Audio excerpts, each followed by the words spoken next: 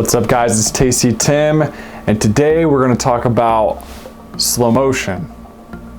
So before we dive into the tutorial, there's a couple things that you need to take into consideration when creating slow motion. Number one, you got to make sure your camera settings are correct. You need to be shooting this footage in 60 FPS or 120 FPS. Anything below that, you'll be getting jittery footage, and it's going to cause you a lot of problems, and it's not going to look good, and it's not going to look cinematic. Here is an example of 24 frames a second slowed down. So as you can see, it's super jittery, it's not clean, it just doesn't look good. Here's an example of 60 frames a second. Now, as you can see in the 60 frames a second, things are slowed down, but they're still in motion. Now, let's check out my favorite, 120 frames a second. So as you can see, the motion here is very slowed down and everything looks awesome, everything looks cinematic. Those are the two frame rates that you need to have when shooting slow motion footage. Again, 60 frames a second and 120 frames a second. But now, let's dive into the tutorial, and I'm going to show you some different ways that you guys can slow down your footage to make it look more cinematic. Let's check it out. What's up guys, let's get started with this tutorial. So I'm going to show you some tips and tricks on how to slow down your footage. To start off, we're going to import our footage, either Ctrl+I, Command+I, or double click. Highlight the clips we want, open them, and now we have all of our clips here in our project. So the first way I'm going to show you is you can inside this box, hit Ctrl+A or Command+A. This will highlight every single one of your clips. Right click, go to Modify, Interpret Footage. So right here inside this window, we hit Assume that the footage is 2976.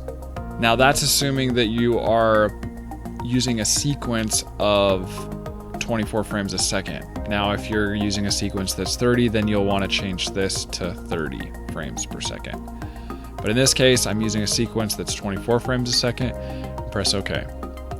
So now all of my footage is now all in slow motion. So we pull open this clip of me walking, and as you can see, everything now is slowed down.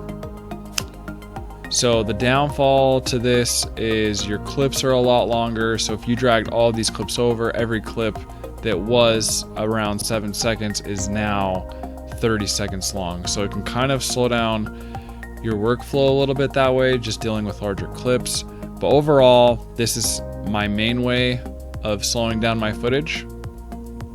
But let's do a different way. So I'm going to Ctrl+Z. So everything's playing back now at normal speed, as you can see. I'm going to drag this clip over into the sequence.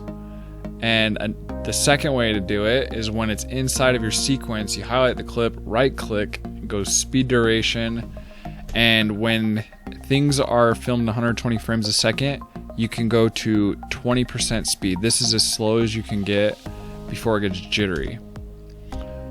So now we play it back, and everything is now in slow motion.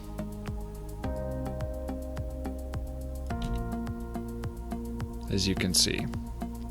So everything's playing back there, and we are good. The last way that you can slow down your footage, this way is a very rare case that I use this tool, but it's called your rate stretch tool. And your rate stretch tool is found over here in this toolbar, and it's R. So he's right there, the rate stretch tool, and you can just drag your clip to the speed. The reason why I choose not, or I generally don't use this tool, is you can't really see the percentage right up front how slow you're slowing down your footage, and you might slow it down too much and it starts to get jittery and doesn't look cinematic. There's the three ways that you can slow down your footage. Again, first one is interpret your footage. Number two, You can highlight the clip and go to speed and duration. And number 3, you can use the rate stretch tool.